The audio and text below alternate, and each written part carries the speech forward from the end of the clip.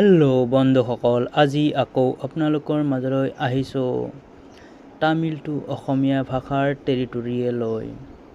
আজি চাম আমি কেনেকৈ অসমীয়া ভাষাৰ মাধ্যমত তামিল ভাষাক সহজতে শিকিব পাৰোঁ।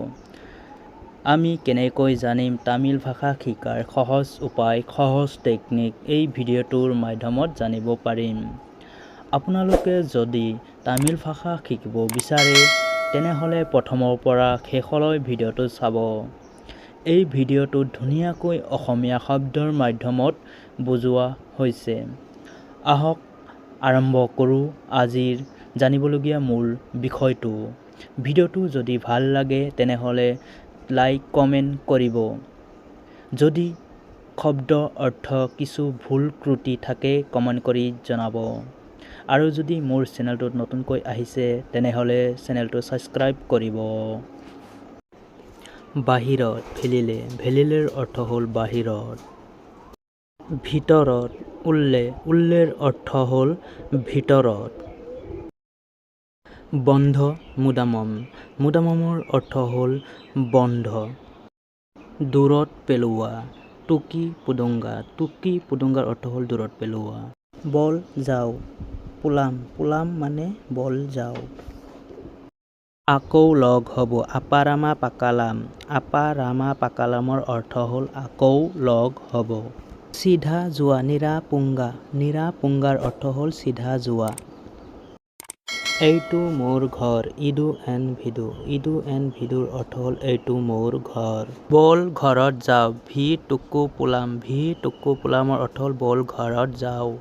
মই ৰাস্তা নাজানো, ইয়েনুক্কু ভৰি তেৰিয়াদু, ইয়েনুক্কু ভৰি ইয়াদুৰ অৰ্থ হ'ল মই ৰাস্তা নাজানো। তুমি ক'ত, ইয়েংগে, ইয়েংগেৰ অৰ্থ হ'ল তুমি ক'ত। হয় বা হামা, হামাৰ অৰ্থ হ'ল হয় বা না বা নহয়, হিল্লাই, হিল্লাইৰ অৰ্থ হ'ল না বা নহয়। ইয়াত, আংগে, আংগে মানে হ'ল ইয়াত। ৰোৱা ৰৈ থকা, নিল্লে, নিল্লেৰ অৰ্থ হ'ল ৰোৱা ৰৈ থকা।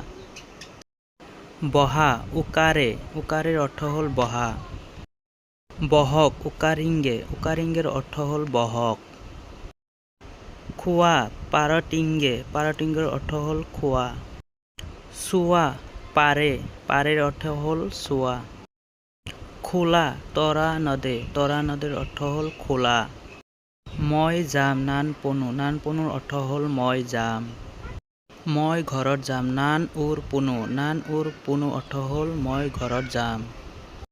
মই কৰিম, নান চেইবে, নান চেইবেৰ অৰ্থ হ'ল মই কৰিম। ঠিক আছে যোৱা, চেৰিপু, চেৰিপুৰ অৰ্থ হ'ল ঠিক আছে যোৱা। কাম, ভেলা, ভেলাৰ অৰ্থ হ'ল কাম। নাই, হিল্লে, হিল্লেৰ অৰ্থ হ'ল নাই। আছে, ইৰকে, ইৰকেৰ অৰ্থ হ'ল আছে। কাষত বা ওচৰত, কিত্তে, কিত্তেৰ অৰ্থ হ'ল কাষত বা ওচৰত।